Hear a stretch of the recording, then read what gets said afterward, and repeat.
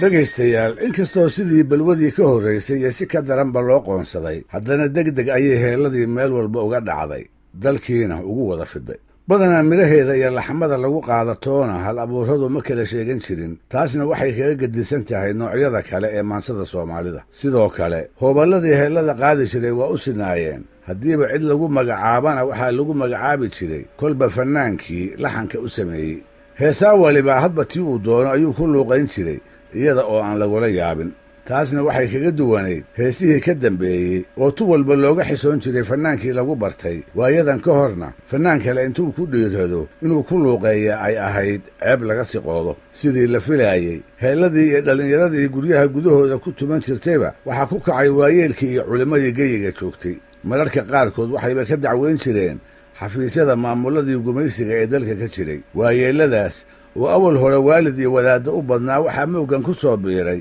raggii gebi jiray oo iyaguna dareensaday heellooyinkii haddiiba gabayadoodii hareeyey loogana bayray runtii way badnaayeen halabuurradii soomaaliyeed ee hiddihii maanse ee hore uu la wanaagsanaa sidaa darteedna heellada soo korodhay u arkay wax liita oo maansadii ummaddu ay ku faani jirtay dhaawac iyo dhaleecaba ku ah taasna si aan u tusaaleeyo waxaa malaha habboon inaan dhegaystayaal idin xusuusiyo in beryahaas ay soomaaliya ka socon jireen gabayo silsilad ah oo maansayahanadu intii muddo ah ay isugu halcelin jireen waxay ku saabsanaayeen hantida noolka ah iyo midda moodka ah tan ay tahay in la eexaysto oo ay soomaalidu ku mintido haddii si kale loo yidhaahdo waxay su'aali ka taagnayd ma waxaa wanaagsan geela oo la dhaqdo lana dhaqaalaysto dabadeedna inta hanti laga dhigto nolosha miyiga iyo hiddihii hore lagu nagaado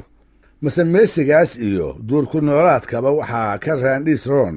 daaraha oo la dhisto dabadeedna la dego ama la ijaarto sidaasna lagu reer magaaloobo noolka iyo dheefta loogu xilan karo raggii u doodaya waxaa hormuud u ahaa allaha u naxariistay cumar xuseen gorse oo cumar isteeliya loo yiqiin kaasoo si farshaxannimo leh geela ugu tilmaamay uguna ammaanay gabay dheer oo ilaa maantaba ay soomaali badani soo deliishato mar walba oo waxtarkiisa la isla soo qaado waa gabaygii uu dhextaalka uga dhigay ragga laxaha sii dhowrayow dhaqasha waa geele dhanka kalena waxaa jiray rag cumar ka soo hor jeestay oo iyagu moodka iyo magaalada door bidaayey geela iyo nolosha miyiguna ay wax liita la ahaayeen waxaa ka mid ahaa gabyaal la odhan jiray hurre aadan oo tacabka iyo daaraha magaalada aad u ammaanay tixdiisiina halkudhag uga dhigay ragga geela sii dhowrayow dhaqasha waa moode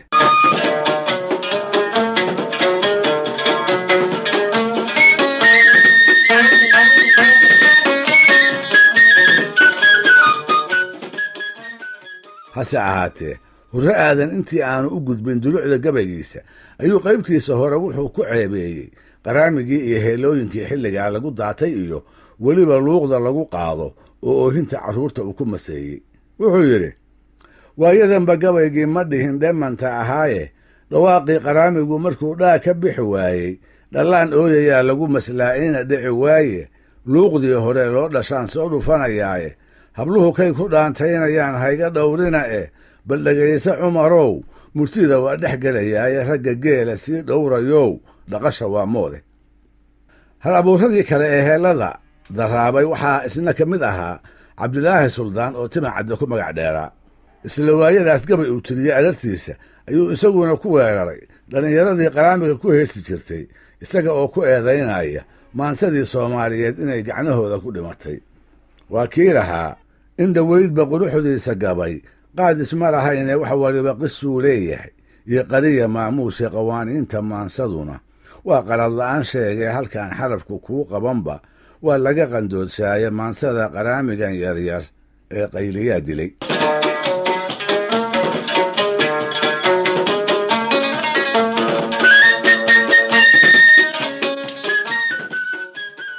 iyada oo 1950 aan la soo dhaafin welina uu calankii heelladu babanaayo ayaa waxaa ka garab dhashay hab cusub oo hal abuurradii reer magaalku ay wax ku curiyaan hab leh laxamo si gaara loogu sameeyey oo kuwii heellada ka gedisan heeso ayaa loo bixiyey meelisyadooduna miisaan ahaan waxay la too ahaayeen heese dhaqameedkii ay awalba soomaalidu tiqiin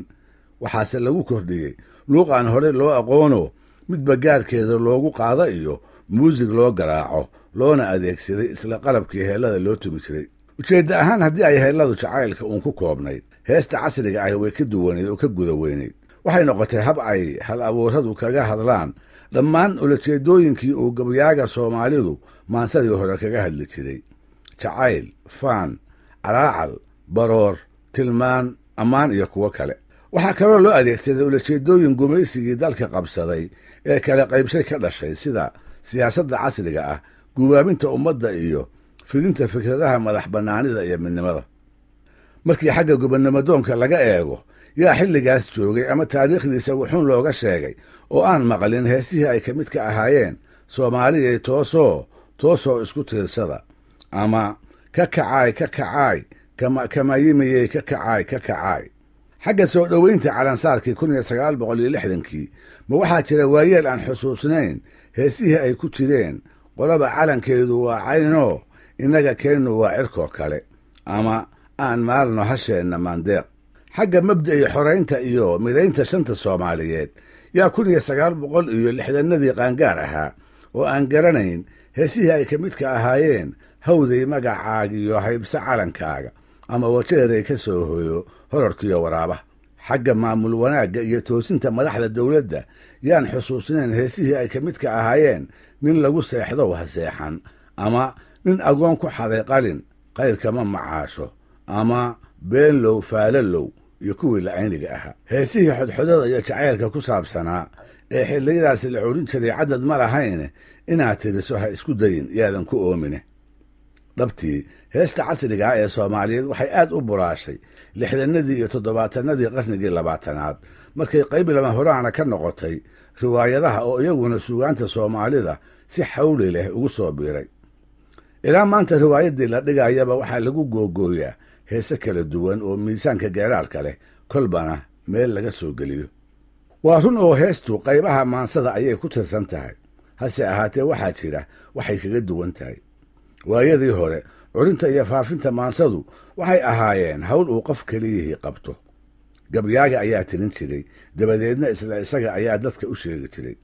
heestuse hawl ay dhowr qofi wadajir u qabato ayay ku hirgashaa. marka hore hal abuurka oo mu'alifna lagu magacaabo ayaa erayadeeda curiya. marka labaad waxaa loo dhiibaa fannaan codka u sameeya oo sidii loogu luuqayn lahaa u qaabiya. marka saddexaad waxay u gacan gashaa fannaan kale oo u sameeya muusigii wadajir ahaan loogu tumi lahaa.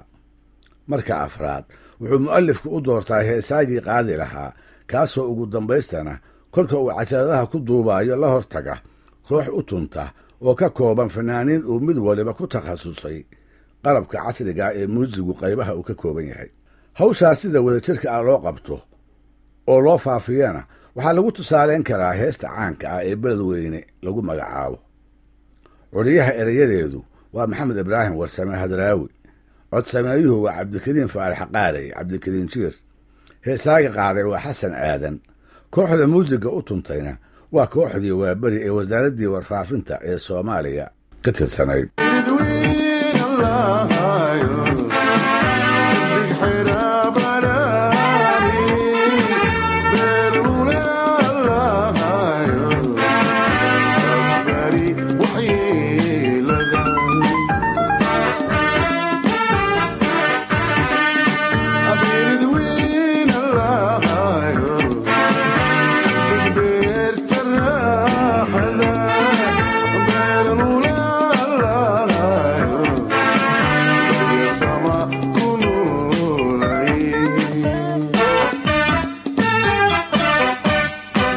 dhegaystayaal, barnaamijkeennii dhaqanka iyo hidduhu maanta halkaa inoo joogo. waa inoo toddobaadka soo socda hadduu eebba idmo.